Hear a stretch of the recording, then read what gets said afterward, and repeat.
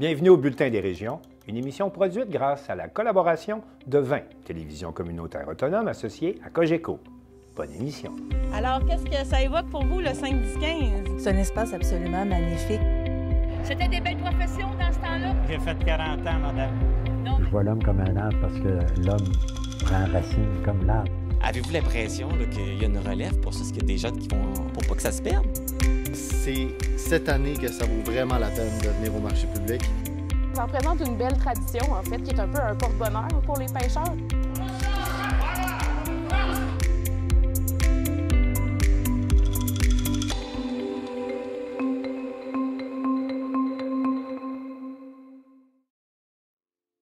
Au sommaire pour vous cette semaine, à Donnacona, de grands projets sont annoncés à l'occasion du 14e déjeuner annuel des gens d'affaires.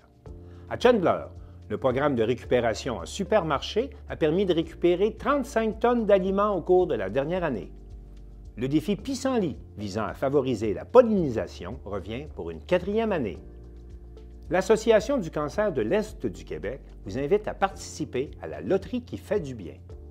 À Montjoly, le très connu Bruno Landry a prononcé une conférence sur l'importance des bénévoles qu'il présente comme des super-héros. La chaîne musicale Rétro Souvenirs Radio remporte un Canadian Choice Award dans la catégorie Divertissement.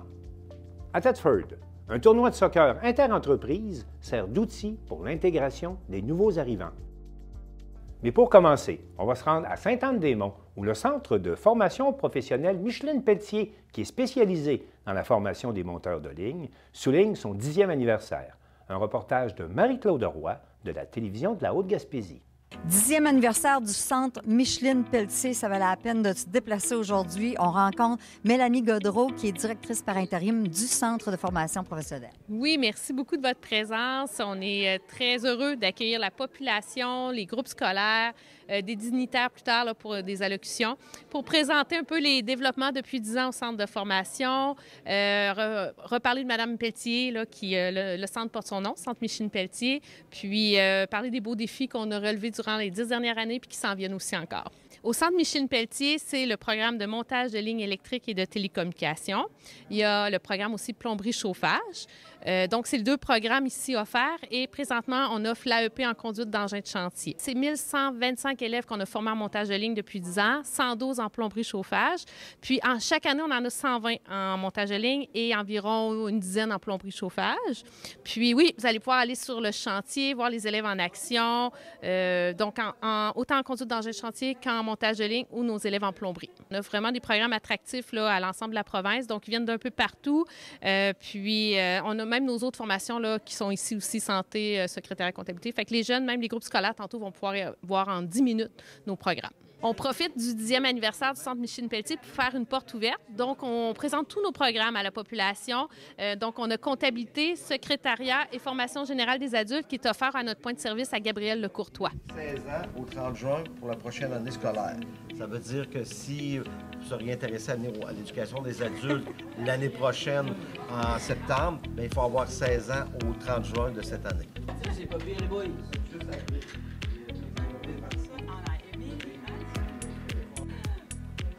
C'est principalement le logiciel qu'on utilise le plus. Ici, on a fait descendre des machines de notre chantier en haut. Alors, on offre là, sur 1 km l'AEP conduite d'engins de chantier dans le cadre de l'offensive en construction du gouvernement. Donc, nous avons une excavatrice, une chargeuse pelleteuse et un chargeur ici. Puis, les groupes scolaires là, peuvent découvrir davantage un petit peu les machines qu'on apprend dans ce programme de formation de courte durée.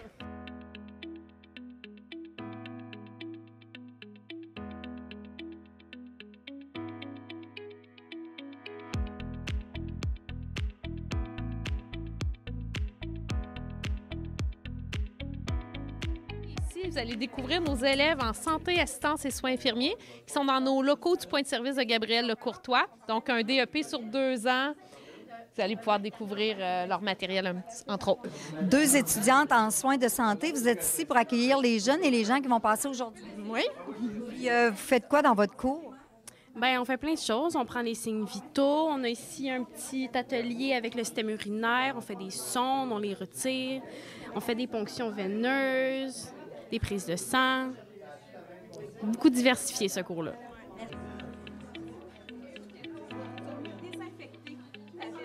Très bien. On a acheté ici. Avec ça. C'est vraiment la méthode, exactement. Dans le cadre de notre formation en l'AEP conduite d'engin de chantier, on a loué un simulateur parce qu'on pense que c'est un plus pour la formation en conduite d'engin de chantier qui débutent leur formation, s'approprient un petit peu des techniques sur un simulateur. Donc, les élèves peuvent découvrir cette technologie qu'on tente d'intégrer dans notre formation. On est dans le sud majoriste. On va creuser, on va creuser ça.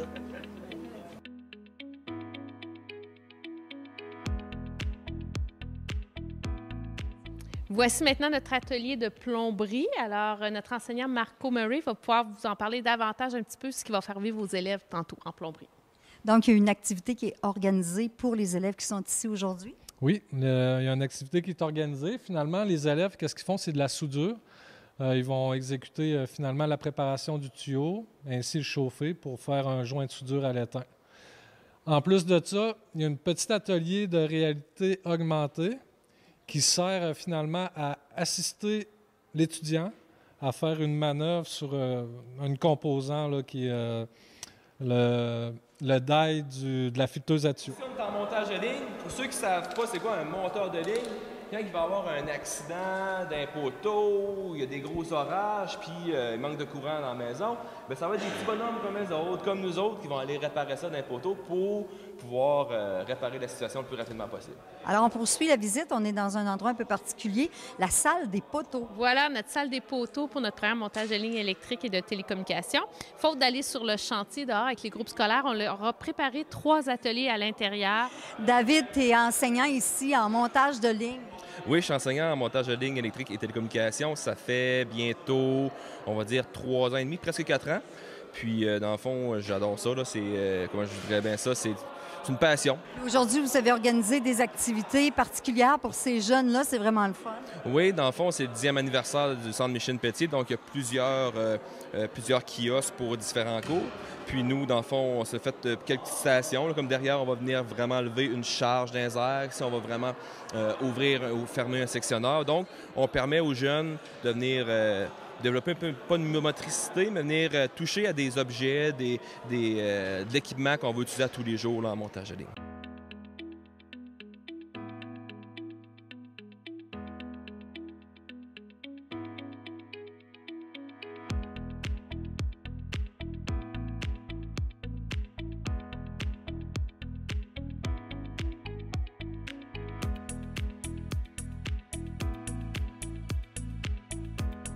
On est parti avec le minibus.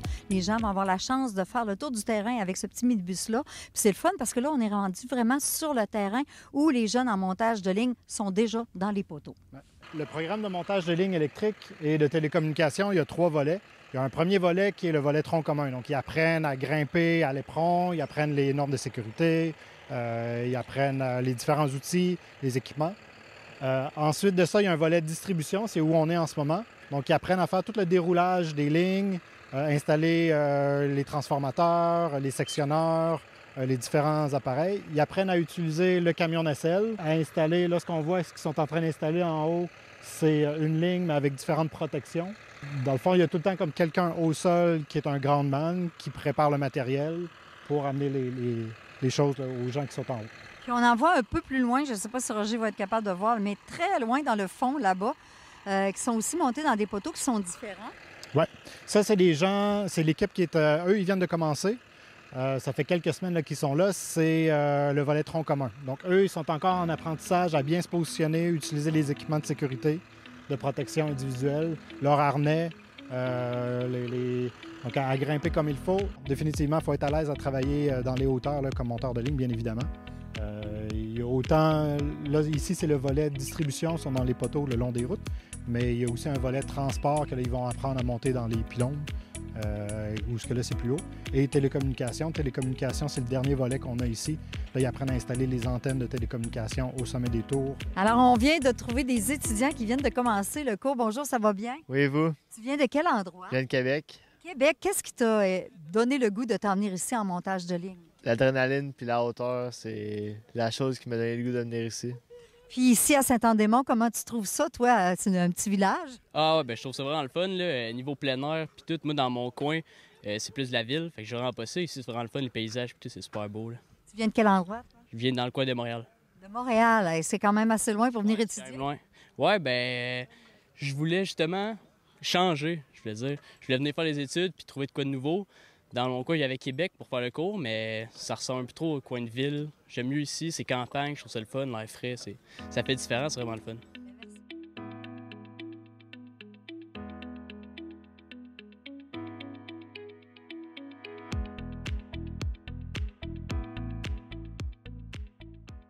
Aubert Tremblay de CJSR était au 14e déjeuner annuel des gens d'affaires de Donnacona. On écoute son reportage. Le déjeuner annuel des gens d'affaires de Donnacona est l'occasion d'en apprendre beaucoup sur les projets de la ville. C'est la 14e édition cette année et 186 personnes étaient là. Sur l'arrivée de Microsoft, on n'a pas su grand-chose, à part que les travaux sur le terrain ont commencé et que ce sera un grand bâtiment. Les travaux ont commencé le 12 février, puis je crois que le 19, il n'y avait pas un arbre. Ça s'est fait excessivement rapidement. Qu'est-ce que vous voyez à la photo de gauche, qu'est-ce que ça va ressembler? Puis celle de haut, bien, on n'est pas rendu à New York, là, mais c'est pas mal ça. Des représentants de la compagnie étaient là, mais ils ont surtout parlé de leur service d'intelligence artificielle. Ce qui est sûr, c'est que dans notre quotidien, au niveau des gouvernements, des municipalités, des entreprises, des PME, il va y avoir des choses extraordinaires qui vont pouvoir se faire avec ça. Ça va amener des grands changements sociétaux. Il ne faut pas avoir peur de le réaliser. La venue de Microsoft oblige la municipalité à agrandir son parc industriel, qui est maintenant plein. On a déjà entamé des discussions là-dessus pour faire une demande d'exclusion de la zone agricole en collaboration avec la MRC de Portneuf. On parle entre 4 et 5 millions de pieds carrés. Évidemment, c'est des démarches de longue haleine, là. On ne se le cache pas. On a eu des rencontres déjà avec des différents paliers gouvernementaux là-dessus. Le terrain où était située la papetière commencera bientôt à être décontaminé. La décontamination va se faire sur place. Alors, ça veut dire que le camionnage, oui, il va peut-être en avoir un peu, mais la majorité de la décontamination va se faire sur place, comme je vous ai dit tantôt. Le tout devrait commencer d'ici quelques semaines. Ils vont sécuriser le site, comme vous voyez la ligne bleue là, en haut, c'est la clôture. Il va y avoir des espaces qui vont être dégagés pour que le monde puisse aller voir ce qui se passe en bas, justement. La ville se dotera aussi d'une usine de traitement des eaux usées, un très gros projet. 26,5 millions, ce projet-là. Donc, c'est pas rien. Évidemment, on a une aide financière de l'ordre d'à peu près 80-82 % venant du gouvernement du Québec. Donc, c'est la bonne nouvelle. Mais vraiment, ça nous met en bonne position pour être en mesure de pouvoir poursuivre notre expansion au courant des prochaines années. Les travaux pour aménager le bassin de rétention des eaux sous le parc Jean-Baptiste Matte avancent bien. Je vais vous donner une idée. Là, prenez les 3 maisons, vous voyez à gauche, là, vous enlevez le toit, vous les rentrez dedans. Ça, ce bassin-là, c'est pour le contrôle contrôle des ouvrages de surverse. C'est tout simplement lors du printemps, lors de la fonte des neiges, ou s'il arrive une pluie diluvienne qu'on perd complètement le contrôle, bien, l'eau va s'en aller dans ce bassin-là, qui va être contrôlé. Après ça, lui, il va le retourner dans nos bassins d'eau usée. Mais inquiétez-vous pas, le parc va réapparaître après ça. Il va y avoir de la terre mise par-dessus et le parc va revenir comme il était avant. Oui, on remet les modules de jeu. C'est le même principe un peu, là, ceux qui ne savent pas, mais c'est les plaines d'Abraham, là, c'est la même chose. Il y en a un bassin en dessous des plaines d'Abraham, justement, un réservoir d'eau, bien, c'est la même chose ici. La construction de la nouvelle caserne de pompiers sur la rue Notre-Dame est elle aussi bien avancée. Comme vous voyez la photo de droite ici en bas, c'est notre nouvelle caserne. C'est ça qu'elle va ressembler un coup terminé. 5 portes, beaucoup de fenestration. Le 2e étage, c'est sûr, elle va être là pour la formation des pompiers et autres, mais également, ça va être notre centre de crise. Alors, si, admettons, il arrive un désastre naturel, il faut justement ramasser l'information et autres, bien, ça va se faire dans cette salle-là et non dans la salle de conseil comme on faisait avant, parce qu'on veut libérer la salle de conseil que si on veut passer de l'information à nos citoyens, bien, on n'avait plus de salle. Alors, celle-ci va devenir la salle de crise et la salle de conseil va rester la salle pour informer nos gens. On devrait prendre possession en septembre 24. On a engagé une technicienne en prévention incendie, Julie Saint-Onge. Il faut respecter ce qu'on appelle un schéma de couverture de risque dans chacune des villes. Et là, on est encore mieux équipé que ce qu'on était. Dans le même ordre d'idées, la Ville achètera une génératrice pour que l'aréna soit plus facilement utilisée comme lieu d'hébergement de sinistrés. Il arrive un gros incendie, on doit sortir des gens. Il arrive une grosse panne d'électricité, plusieurs jours, on doit sortir des gens. Mais on était dépendant, on devait aller louer des génératrices à l'extérieur. Maintenant, on va être autonome, on va avoir notre propre génératrice. Donc, on en fait l'achat dans les prochains mois. Donc, on va être en mesure de pouvoir être encore plus sécuritaire pour notre population. Parlant d'aréna, on y fera aussi de grands travaux. Notre dalle de béton, on vivait sur du temps emprunté. Donc, c'est la dalle originale, construction de l'aréna 1967. On la ferme prématurément, l'aréna. On ferme les compresseurs le 31 mars. C'est que l'entrepreneur n'a pas le choix de rentrer sur les lieux le 8 avril pour que les travaux soient prêts pour la deuxième semaine d'août et qu'on puisse pouvoir tenir Expo Donnacona. Donc, on refait la dalle, les bandes, les baies vitrées, les filets en arrière des buts. Donc, vraiment, les ancrages de buts. Donc, tout va y passer. Ça va être bon pour notre équipe senior. Le terrain de soccer sera bientôt doté d'une surface synthétique. Vous savez, la terre ici à Donnacona est très argileuse. Alors, si vous voyez une journée qui pleut, puis un match ou deux de soccer, puis un de football, le terrain, il est scrap. Il est complètement démoli. Alors, on a notre projet justement de terrain synthétique. C'est en collaboration, la Ville, il fait partie de ça. Il y a le service scolaire également. Et la fondation de l'école secondaire aussi va faire partie de ce projet-là, d'un montant de 3,2 millions. On refait le terrain. On refait les estrades, on refait les lampadaires, on refait la boîte du commentateur qui est là. Puis en dessous, bien, ça va être la place pour l'entreposage de l'équipement à chaque fois. Le parc des Berges, lui, sera plus accessible. On aménagera un escalier exactement à l'endroit où il y en a déjà eu un. Les 106 marches, c'était au bout de la rue Saint-Joseph. On descendait, on se rendait au parc. Bien là, ils vont revivre. Donc, au même endroit. Au même endroit, on va refaire, puis je vous le dis, dans le devis, on a exigé qu'il y ait 106 marches pour faire un bon symbole. Donc, un accès de plus. Je sais que les gens de l'école primaire, l'école de la Saumonière, ça va être super le fun pour eux autres. À quelques centaines de mètres, ils vont pouvoir y aller avec les élèves. Pour continuer à développer le parc des Berges, la Ville a même embauché une agente de développement, Marie-Josée Laliberté. Elle travaillera aussi à dynamiser le centre-ville. On investit cette année 100 000 $ dans le vieux Donnacona. Il va y avoir du marquage au sol, ça, en collaboration avec les écoles qui vont participer. Et puis, les lumières que vous voyez en haut, il reste quelques retouches à faire, là, les ententes avec les propriétaires des bâtisses de chaque côté qu'on peut accrocher les lumières, mais c'est déjà en notre possession. Du côté des organismes communautaires, l'ouvroir déménagera dans un bâtiment offert par Promutuelle Assurance. Les clients n'auront plus à descendre et monter des escaliers. L'ouvroir vient ainsi s'ajouter à l'offre de services communautaires déjà concentrés dans ce secteur de la rue Notre-Dame. Accès Travail Portneuf, Carrefour Jeunesse Emploi, le Halo et la Licorne. On peut donner bien des services à nos nouveaux arrivants dans ce secteur-là et aux gens qui sont dans le besoin. Du côté des entreprises, maintenant, le Canadian Tire doublera sa superficie. Une sorte de motel industriel est en train de voir le jour, qui louera des locaux à des entreprises en démarrage. Il y aura aussi une ferme de houblon et une grande entreprise d'impression sur canette. C'est un investissement de monsieur, entre autres, Christian Giguère, propriétaire de Machitech, entre autres, de Stadaconé. Donc, bon, puis je pourrais en nommer, je pense qu'il y en a une cinquantaine. On est bien content qu'ils investissent chez nous. Ça, c'est à l'intérieur, là. C'est pas des bâtisses, là. C'est juste des canettes. Il y en avait 5 millions de mémoire là, dans l'entrepôt quand on est allé visiter. Puis ça, il reste encore bien de la place. En fait, c'est qu'ils ont une machine qu'ils sont allés chercher en Israël qui fait de l'impression sur les canettes. Avant, les canettes, lorsqu'ils étaient imprimés, c'était un genre de plastique qui était chauffé. Puis maintenant, avec le recyclage, ça ne sera plus accepté. C'est pour ça que la nouvelle version, tout ce qui va être imprimé sur les canettes en aluminium, c'est de la peinture qui est mise dessus. Aubert Tremblay pour CJSR à Donnacona. La boucherie Godin qui vous a servi le déjeuner ce matin, c'était bon, hein? J'espère que je n'ai pas encore mangé.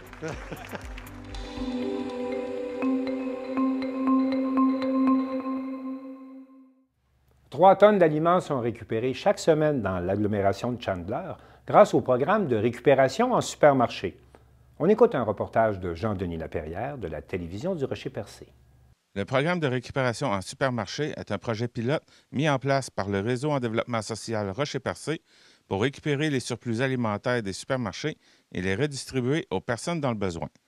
En raison de l'intérêt suscité par le programme, celui-ci est en cours de processus d'incorporation pour devenir une entité à part entière. Chaque semaine, près de 60 personnes bénéficient de l'aide du programme, avec environ 3 tonnes d'aliments récupérés et 18 organismes en tirent profit, notamment le Centre d'action bénévole Gascon-Percé, pour lequel des plats surgelés sont préparés. Nous discutons de ces avancées avec Laurent Gélina, le nouveau coordonnateur du PRS. Alors, Laurent Gélina, nouveau coordonnateur du programme de recyclage en supermarché. Bonjour. Oui, bonjour Jean-Denis. Ça va bien? Très bien, toi? Oui. Tu es bien installé à ton nouveau... Oui, c'est ça. Ça fait 1 mois que je suis arrivé à peu près. Je reprends le projet, le programme de récupération en supermarché ici. C'est un super beau programme. C'est ça, on fait la récupération des denrées dans 3 supermarchés et les 2 IGA du territoire, la MRC, puis le Super C à Chandler. Donc, on récupère tous les aliments ici, puis on les redistribue. J'ai venu faire mon tour il y a 1 an. On va voir un peu où est-ce qu'on en est rendu. Faire un rappel, ça a été mis en place, pourquoi Ça a été mis en place en 2021. Puis l'idée, ça faisait partie d'un projet qui était développé. On voit qu'il y avait beaucoup d'intérêt des partenaires. Puis c'est un projet qui a été initié par le Réseau en développement social, ici, Réseau en développement social Rocher-Percé.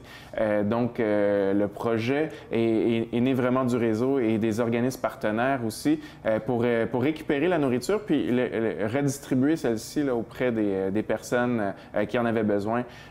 Donc, c'est ça depuis 2021. Donc là, ça va faire bientôt, à l'été 2021. Donc là, ça va faire maintenant 3 ans là, cet été. Donc, vous récupérez chez 3 supermarchés. Ça se passe comment? Ça se passe comment? On effectue la collecte, donc on part 3 jours par semaine, lundi, mercredi et vendredi. Notre employé David, il part faire la collecte dans les 3 supermarchés. Donc, il y a des bacs spécialement prévus pour ça qui restent dans les supermarchés, qui sont remplis par les employés des supermarchés. Puis nous, on vient chercher ces bacs-là. Une fois qu'ils sont remplis, on les récupère, puis ensuite, on met tout ça dans nos frigos. On va trier toute la nourriture. On essaie de catégoriser le plus possible. Donc, on a 2 frigos ici en arrière. On a des congélateurs aussi pour la boulangerie, pour la viande. Donc, on classe tout ça.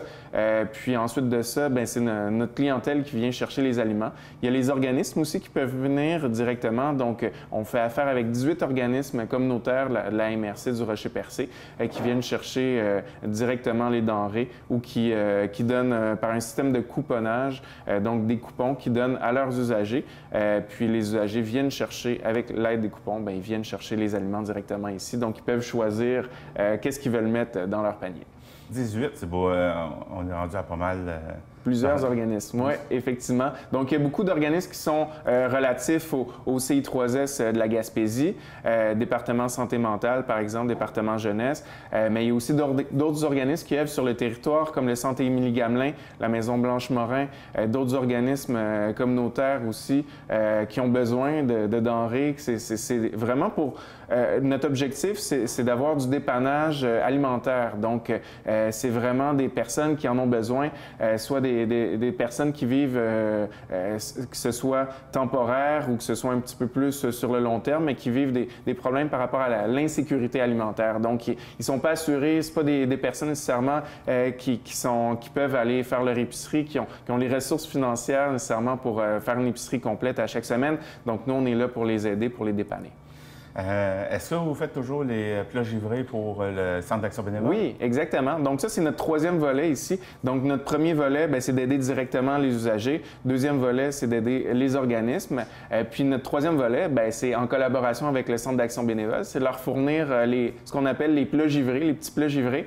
Donc c'est des plats préparés qui sont préparés par nos employés ici en cuisine. Donc à l'aide principalement des aliments qui sont récupérés. qu'on vient compléter aux besoins. Donc oui, on produit plusieurs plats par semaine. On en a environ 60 plats par semaine. Donc ça revient à peu près 3000 par année, 3000 plats givrés qu'on produit pour le Centre d'action bénévole pour qu'ils redistribuent auprès de leur clientèle. Tu as parlé que vos sources d'approvisionnement, bon, en ce moment, c'est IGA, les deux IGA plutôt, Grande Rivière Chandler et Super C. Rolando me parlait l'an passé qu'il aurait aimé pouvoir étendre ça au restaurant. Oui. Est-ce que c'est toujours dans d'actualité? Exactement, oui, c'est quelque chose qu'on vise, puis on va probablement débuter cette année. Les restaurants, il y en a plusieurs restaurants qui sont saisonniers ici. On pense notamment au restaurant Percé. Hein. Eux, rendus au mois de septembre, octobre, ils ferment le restaurant. S'il leur reste des aliments, bien souvent, ces aliments-là sont jetés ou sont peut-être donnés à des employés ou autres. Mais nous, on aimerait bien réussir à capter ces aliments-là, donc les amener ici pour les redistribuer dans la communauté. Donc, c'est un projet sur lequel on travaille, oui. Et est-ce que vous avez déjà commencé à contacter certains commerçants? Oui, mais il y en a qui se sont montrés intéressés déjà. Il y en a par contre qui faisaient déjà affaire avec des banques alimentaires qui allaient porter ça du côté de Gaspé. Bien, nous, on aimerait ça que ce soit géré sur notre territoire pour notre communauté directement. Donc, on essaierait d'aller chercher ces aliments-là pour que ce soit redistribué ici, là, dans notre communauté. Sinon, j'imagine qu'ils peuvent toujours vous contacter aussi pour... Oui, certainement. Se proposer. Oui, exactement. Ça nous ferait toujours un grand plaisir. Vous avez aidé à peu près combien de personnes par semaine? Oui, par semaine, bien, des gens qui viennent ici avec leur coupon, bien, il y en a environ, 60 par semaine là, qui viendraient ici chercher des aliments. Oh, hey, c'est pas pire pareil. Oui, oui. On est ouvert tous les jours de la semaine, du lundi au vendredi, sauf le jeudi qu'on est fermé. Donc, sur nos 4 journées d'ouverture, lundi, mardi, mercredi et vendredi, bien, il y aura un total de ces personnes-là qui viendraient ici chercher des aliments. Donc, vous aidez environ 60 personnes par semaine qui viennent ici. Côté récupération, vous récupérez quelle quantité de nourriture? Là? On en récupère beaucoup. À chaque semaine, parce que la récupération se fait à chaque semaine, beau temps, mauvais temps, il y a toujours de la nourriture qui est générée dans les épiceries. Donc, c'est 3 tonnes par semaine qu'on vient récupérer dans les 3 épiceries actuellement. Puis, donc, par année, c'est 35 tonnes. Donc, c'est pas mal. Puis, sur cette quantité-là, bien, c'est ça, c'est des aliments qui sont invendus souvent qu'on va récupérer. Bien, pas souvent. C'est toujours des aliments invendus qu'on va récupérer. Puis des fois, ben, il y en a, c'est ça va être des fruits et légumes, par exemple, qui sont un petit peu défraîchis, ou ça peut être aussi des produits laitiers qui approchent la date de péremption. Donc, tous ces produits-là, on va les récupérer. Puis, il n'y a pas grand-chose qu'on va jeter au final. Tout va trouver preneur. C'est moins de 5 % qu'on va finalement mettre nous-mêmes au compost. Donc, vous voyez que la très, très grande majorité de ce qu'on récupère, ben, va finalement trouver preneur.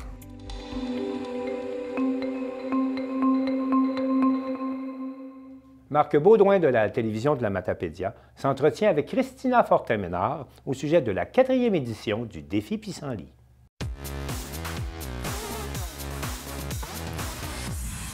Le beau temps arrive, les pissenlits vont pousser. Alors pourquoi ne pas faire le défi Pissenlit?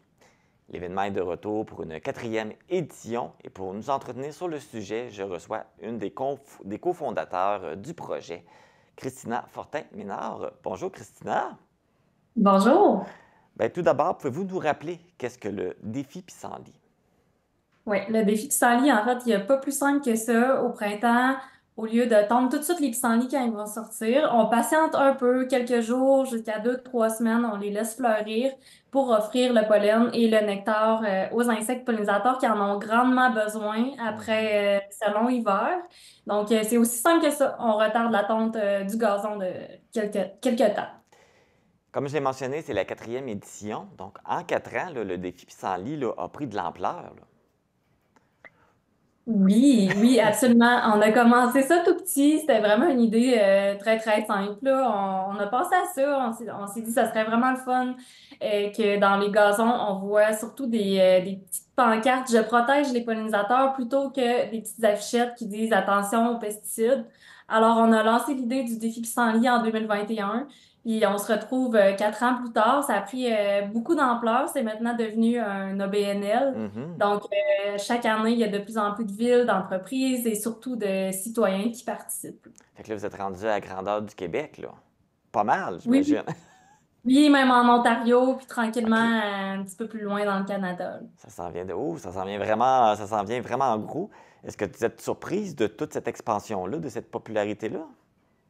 C'est sûr que la première année, ça a été une très grosse surprise. Là, déjà, quand on a eu les premiers appels des médias, on s'attendait pas du tout à attirer l'attention comme ça. Mais je pense que les Québécois, en fait, sont prêts. Ils veulent aider les insectes pollinisateurs, ils veulent contribuer pour l'environnement. Donc, c'est vraiment ça qui a contribué au succès du défi Pissenlit. Et c'est pour ça qu'on poursuit d'année en année, puis on espère pour encore longtemps.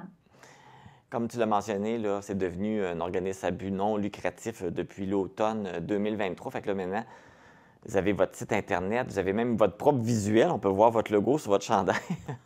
Oui, exact. Donc, on a une nouvelle image de marque pour souligner ça. On a une belle équipe de bénévoles aussi qui entoure tout le défi Pissenlit. Ça grandit, là. On entend parler aussi là, qu'il existe le mouvement là, No More May, qui est en français « Mais sans tondeuse ». C'est quoi la différence entre ce mouvement et le défi Pissenlit? Le défi Pissenlit, je vous dirais là, que la principale différence, c'est qu'il n'y a pas de durée. Donc, selon où on est dans le Québec, laisser pousser le gazon jusqu'à la fin mai, ça peut devenir un peu exagéré. Donc, par exemple, dans le secteur de Montréal, là, la première tonte va peut-être avoir lieu à la mi-mai, 20 mai, ça va être bien correct. Puis plus au nord, ben ça va être peut-être début juin, mi-juin. Donc, le défi Pissenlit, l'important, c'est d'offrir des fleurs aux pollinisateurs, puis il n'y a pas de durée. Comme le No More May, c'est vraiment plus le mois de mai, mais défi Pissenlit, là, on n'a pas de restriction à ce niveau-là. Mais c'est-tu le même objectif, le mai sans tondeuse? C'est-tu pour permettre aux insectes pollinisateurs de faire leur travail? Oui, c'est deux mouvements là, qui ont comme but d'aider les insectes pollinisateurs. En fait, de laisser un peu la nature reprendre sa place. Les fleurs sont là pour une raison, puis c'est pour aider les insectes pollinisateurs. Fait que vous êtes un peu complémentaires, là, si je comprends bien. Oui, exact. C'est deux mouvements qui sont partis presque en même temps. Quand on a démarré le défi Pissenlit, on ne savait pas que No More May existait. Donc, c'est deux idées qui viennent vraiment de deux extrémités du monde, mais qui ont quand même un but commun. Que vous soyez un individu ou une corporation, si vous voulez vous aussi contribuer à faciliter la tâche des insectes pollinisateurs, rendez-vous sur le site Internet défipissenlit.ca. Vous trouverez toutes les informations et comment adhérer au défi Pissenlit.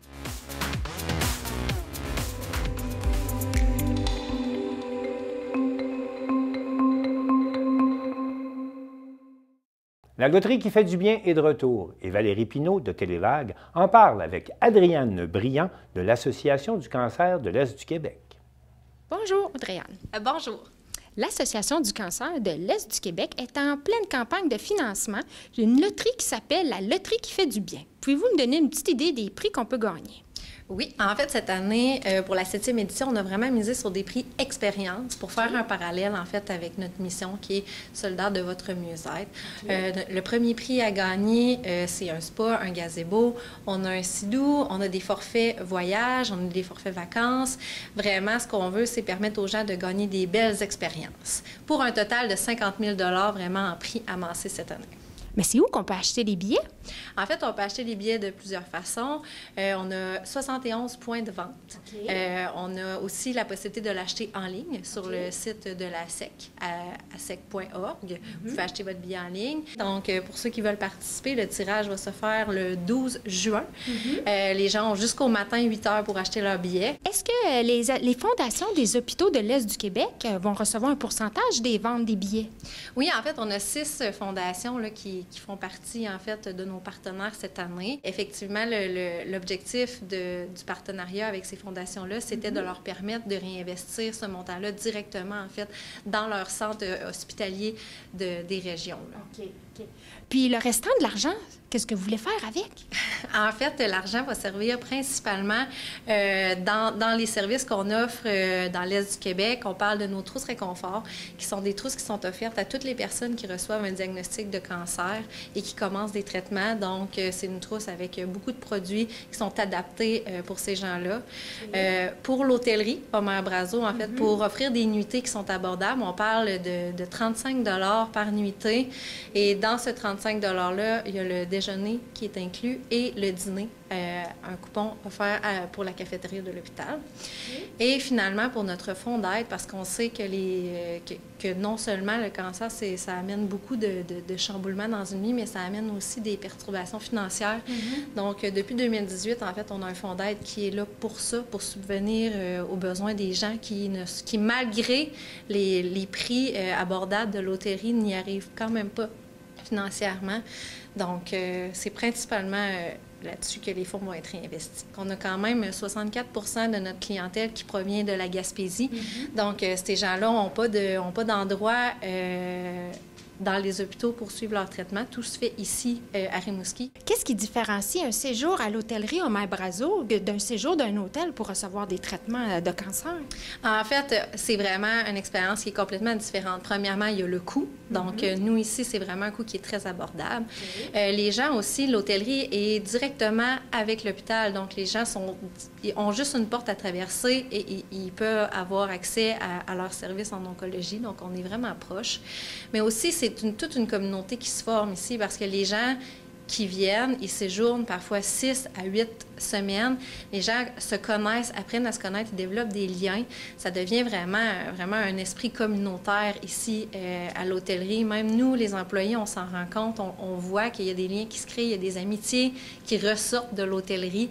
Donc, c'est complètement différent d'aller à l'hôtel parce que tu n'es pas seul, tu es avec d'autres personnes qui vivent exactement la même chose. Et en plus, mais ici, on a toujours des activités, on a des choses qui sont proposées pour les gens qui en ont besoin. On a aussi une intervenante sociale qui est là pour leur venir en aide à eux, mais aussi à leurs proches aidants. On a de la massothérapie qui est partout sur le territoire, en fait, qui est offert aux gens qui suivent un traitement. La boutique chez Martine, en fait, qui est une boutique spécialisée en prothèses mammaires et capillaires.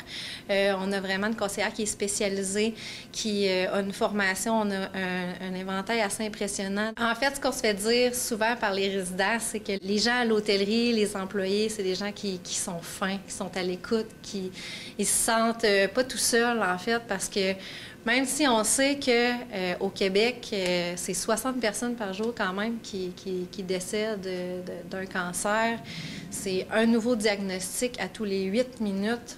Quand on reçoit un diagnostic, on peut vraiment se sentir tout seul. Donc, ici, ce que les gens aiment, c'est que vraiment, ils ont l'impression d'être entourés puis d'être soutenus au travers de cette épreuve-là.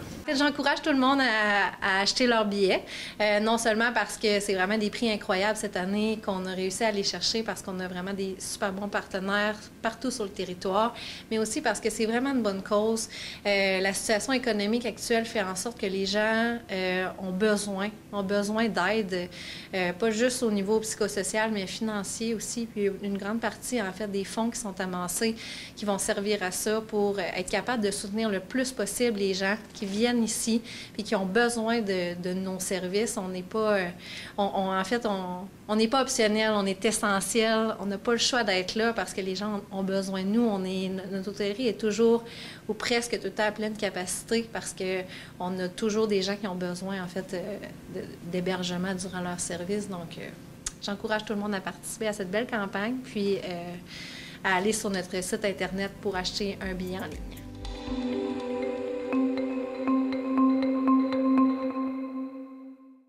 Bruno Landry, du groupe RBO, a prononcé à Montjoly une conférence sur les bénévoles qu'il qualifie de super-héros.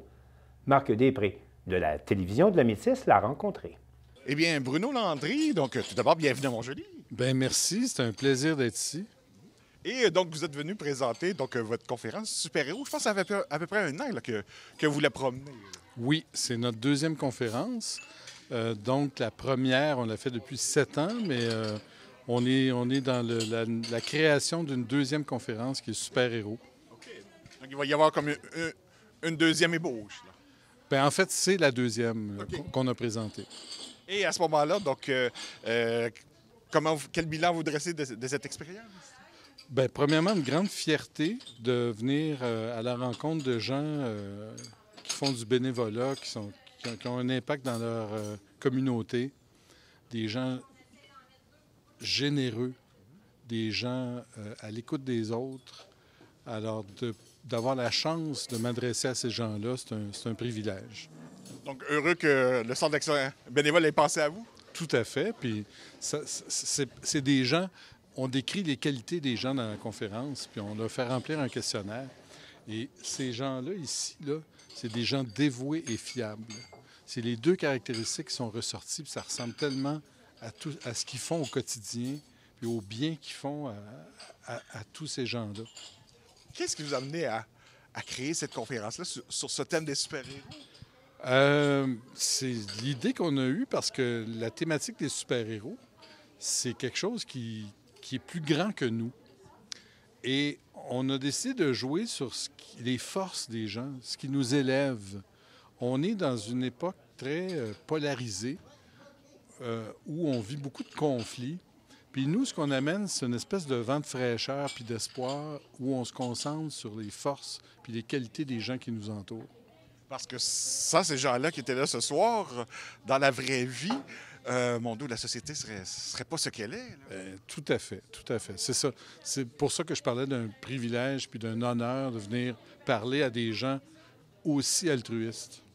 Et bien entendu, là, les gens, lorsqu'ils ont vu votre nom sur une affiche, ont pensé à RBO automatiquement. Donc, pour du RBO, ils vont pouvoir aller à Trois-Rivières, à l'amphithéâtre Cogeco cet été, à compter du 17 juillet, voir l'hommage que le Cirque du Soleil rend à RBO. Malheureusement, je ne suis pas dans le spectacle. Non, heureusement, je ne suis pas dans le spectacle. J'ai essayé d'appliquer, mais on m'a dit que j'ai pas la souplesse, en fait. Au niveau psychologique, je suis très souple, mais physique, un peu moins. Donc, à ce moment-là, c'est l'une des expériences que les gens vont pouvoir éventuellement, parce que, bon, RBO, quand même, on est rendu à 43 ans, je pense. Merci de le souligner à l'écran. 43 ans, effectivement. Bon. Maudite entrevue. mais pour vous, c'est un très beau bagage qui vous amène justement à de belles expériences. Oui, puis c'est... Quand on fait des spectacles d'humour, s'il y a un message en plus, c'est un bonus. Pour une conférence, c'est l'inverse. Si on fait rire, c'est un bonus. Ce qui est important, c'est ce qu'on apporte aux gens, puis le message qui sous-tend toute la conférence Super-héros, et aussi l'autre conférence qu'on présente qui s'appelle les 10 commandements. Et en plus, les gens repartent avec un beau cadeau. Là. Oui, mais là, il ne faut pas vendre le punch, mais effectivement, chacun a eu un cadeau personnalisé. C'est ce qu'on offre à la fin de la conférence. Et à ce moment-là, bon, quels sont vos projets les plus près?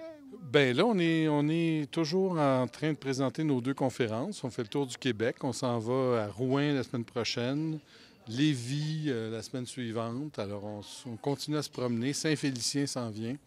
Alors, on met beaucoup de kilométrage sur notre voiture.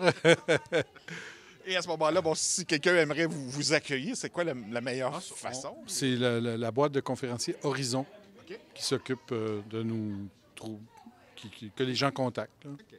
Et à ce moment-là, ben, vous amenez avec le sourire, la bonne humeur. Oui, bien, ça demande beaucoup de préparation, cette conférence-là. Oui, alors, il y a un questionnaire à remplir, puis nous, on prépare le fameux cadeau personnalisé qu'on va donner aux gens. Et puis, c'est ça. Et ça s'adresse vraiment à tout le monde. Comme vous le disiez, la dernière fois, je pense que c'était avec des gens d'affaires, cette fois-ci des bénévoles. Donc, ça s'adresse vraiment à tout le monde. Des infirmières, des compagnies d'assurance. On fait vraiment le tour de chacun des groupes à peu près actifs de la société. Et donc, qu'est-ce qu'on peut souhaiter à Bruno Landry, là, éventuellement? Une belle continuité, puis de continuer à rencontrer des gens aussi intéressants. Bien, merci beaucoup. Merci. Danny Bérubé de CTB-TV est à Louisville, où la chaîne musicale Rétro Souvenir Radio a remporté un prix prestigieux. On écoute son reportage. Le Canadian Choice Award est une récompense qui célèbre les entreprises locales ayant réellement brillé au cours de la saison. Grâce au vote du public, la radio Internet Rétro Souvenir est la grande gagnante dans la catégorie divertissement. Avec sa programmation diversifiée, Radio Souvenir nous ramène dans le temps pour nous faire revivre les chansons d'autrefois.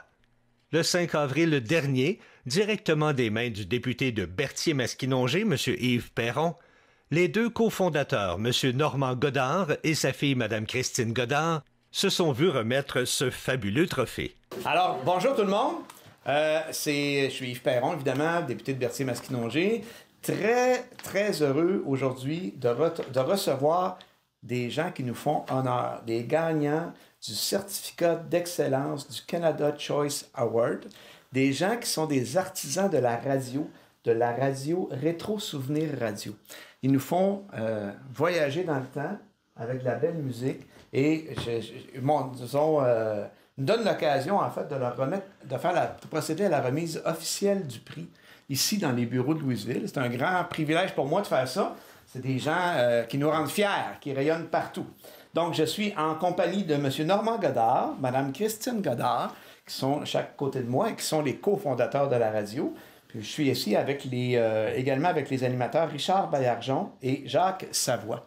Et sur ce, je vais laisser peut-être la parole au récipiendaire du prix. Puis après ça, on procédera à la remise officielle. Merci, M. C'est bon? C'est avec un grand plaisir que nous avons l'honneur de recevoir le prix Canadian Choice Award pour la catégorie divertissement. Pour nous, c'est la reconnaissance de 10 années de travail, travail qui a été ajourné par ma fille Christine, qui s'est dévouée pendant ces 10 années à la radio. Je vais lui laisser la parole. Et je remercie aussi tous nos animateurs que sans eux, on n'aurait pas pu se rendre où on est rendu aujourd'hui. Je cède la parole à Christine. Merci. Comme je viens de le mentionner, mon père Normand, c'est grâce à une équipe fiable et solide que nous sommes parvenus pendant toutes ces années à offrir un divertissement de qualité. Nous souhaitons remercier personnellement chacun de nos animateurs et les membres de notre équipe pour leur travail acharné. Nous voulons aussi remercier les auditeurs pour leur fidélité et de nous avoir mis en nomination pour ce prix qui est pour nous, qui représente beaucoup, surtout en ce moment que nous célébrons notre 10e anniversaire. Donc, merci. Merci beaucoup. Après la remise du trophée, M. Perron tenait personnellement à leur remettre une lettre officielle du gouvernement. Alors, je tiens personnellement à vous féliciter pour votre prix, Canada Choice Award. C'est une belle manière de célébrer votre 10e anniversaire, Mme Christine l'a souligné. Vous rayonnez sur toute la région et je vous en félicite. J'ai également profité de l'occasion pour m'entretenir avec les récipiendaires. Monsieur Normand Godard et Mme Christine Godard, félicitations pour votre prix. Merci beaucoup. C'est quand même valorisant de recevoir ce genre de prix-là. Oui, surtout qu'on ne s'y attendait pas. Hein. C'est des auditeurs qui nous ont mis en nomination. Donc, on a reçu un email nous disant qu'on avait été mis en nomination. On ne connaissait pas ce prix-là avant. Donc, on a été surpris. Dites-moi, ça vient d'où cette idée-là? Pourquoi partir une radio Internet? Je vais le laisser répondre. On veut toujours une passion pour la radio. Et puis, on a la radio dans laquelle je vais travailler pour monter, mettre en onde, qui nous a quittés à Saint-Gabriel. Et puis, je vais tout le temps, depuis le plus jeune âge, là, j'ai tout le temps eu une passion pour la radio. Puis vous avez une passion aussi pour les anciennes musiques, la musique rétro. Oh oui, nous autres, c'est des années 50 à 2000. Et puis, on a plusieurs titres. On a, je ne sais pas combien, mais le choix musical qu'on a, c'est que la même musique ne reviendra pas au bout de 2-3 heures. On a un choix de combien de... On a au-dessus de 2500 chansons et on ne se concentre pas seulement sur la musique commerciale. Là. Nous autres, c'est de la musique souvenir. La radio rétro souvenir comme ça, c'est pas juste la radio musicale, c'est pas juste la musique toute la journée. Vous avez des animateurs aussi. Oui, on a des animateurs, mais c'est pas trop de blabla, là. Ils sont recherchistes, nos animateurs. Puis, c'est plus de la musique que du blabla. Ils vont expliquer les chansons, ils vont donner des anecdotes au sujet de la musique qu'ils font jouer, mais ils vont pas se mettre à raconter la température ou quoi que ce soit, là. Ça va être au sujet de la musique qui va jouer, puis c'est la musique. C'est une radio musicale. En tout cas, on vous souhaite longue vie, ça c'est sûr et certain, encore plusieurs années, puis félicitations pour votre prix. Merci beaucoup. Merci beaucoup.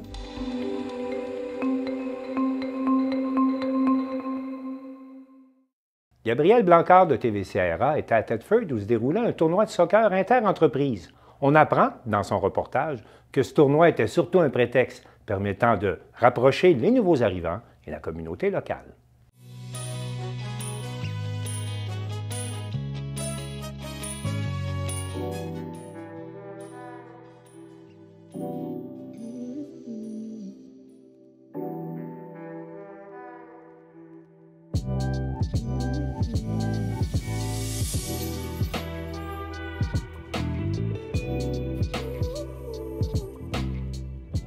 Bonsoir à tous, ici Gabriel Blancard. On se retrouve en direct du Cégep de Thetford où s'est déroulée la finale du tournoi de soccer inter-entreprise organisé par Péricla. Je vais dès maintenant passer la parole aux gagnants de ce majestueux tournoi inter-entreprise. Alors on se retrouve actuellement avec les gagnants de ce tournoi inter-entreprise, donc l'entreprise Castec. Je suis avec Ivan. Ivan, bonsoir. Est-ce que tu peux nous partager un peu ton ressenti après ce match? Mais oui, ce tournoi-là, c'était tellement bon pour nous, pour partager le sport avec les gens, puis connaître beaucoup plus de gens, puis grandir la société du sport qui aime le football comme nous. C'est une belle passion qui tous nous, ensemble, en profitent beaucoup. Donc, on est très heureux des champions au final. On s'est battu bien fort avec les gens, mais au final, on a gagné finalement. Et du coup, toi, est-ce que tu peux nous parler un peu de toi? Ça fait combien de temps que tu es au Canada? Moi, j'aime vraiment mon expérience ici au Canada. C'est un bel pays. C'est un bel pays, une belle expérience pour travailler aussi, pour grandir comme personne, puis connaître aussi beaucoup de gens, une autre culture aussi. Et ça fait combien de temps que tu es ici? Ça fait 3 ans maintenant que je suis ici. J'avais arrivé le 17 décembre 2020, en plein COVID.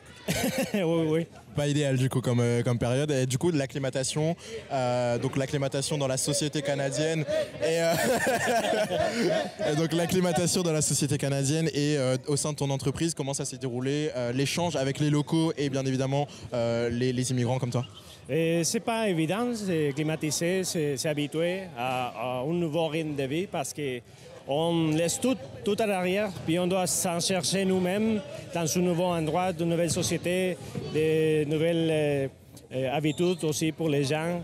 Donc on doit toujours affronter les chocs culturels, ça c'est sûr. Mais quand même, les Québécois, les gens québécois sont très respectueux, très belles avec nous, très accueillants aussi. Donc on remercie les pays, les gens ici en général. Ils sont fait très bien avec nous. Oui. Parfait, merci beaucoup et encore félicitations. Félicitations.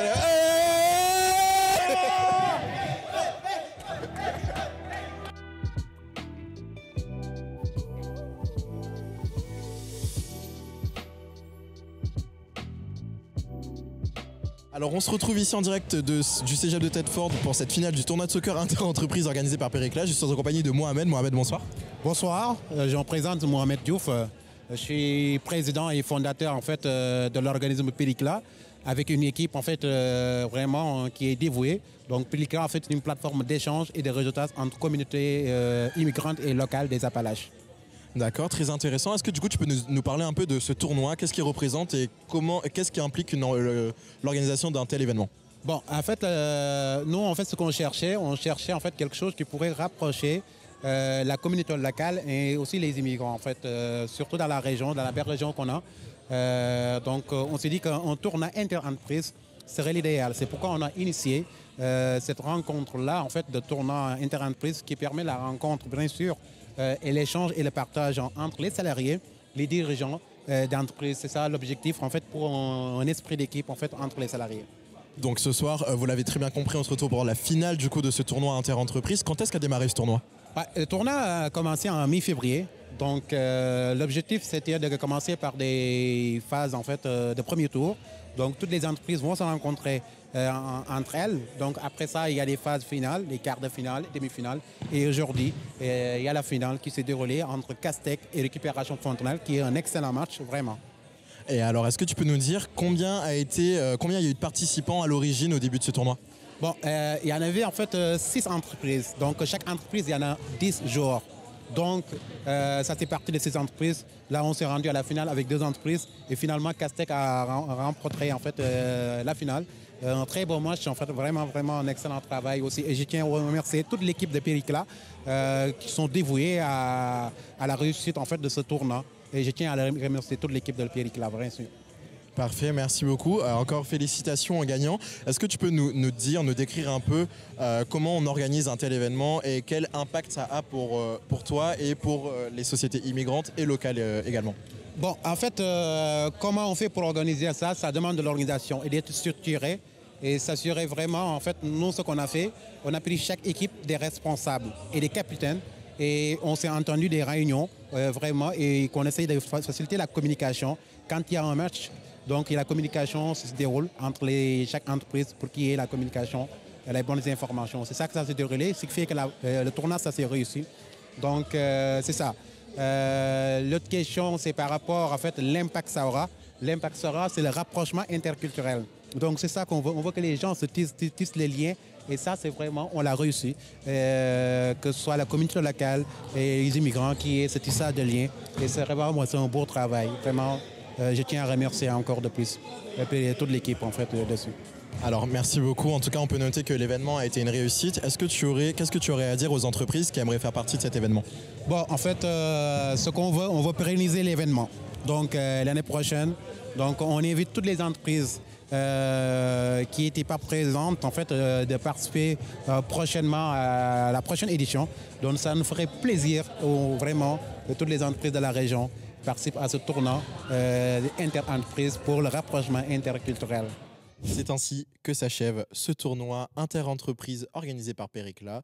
Nous vous le rappelons, ce tournoi avait pour but de lier les communautés immigrantes et locales et les entreprises entre elles, une initiative de M. Mohamed Diouf. Nous vous remercions de nous avoir regardés. Je vous souhaite une excellente soirée. C'était Gabriel. À bientôt. Alors, c'est tout pour cette édition du Bulletin des régions. On espère que ça vous a plu. Je remercie toutes les stations de télévision participantes et je vous dis à la prochaine.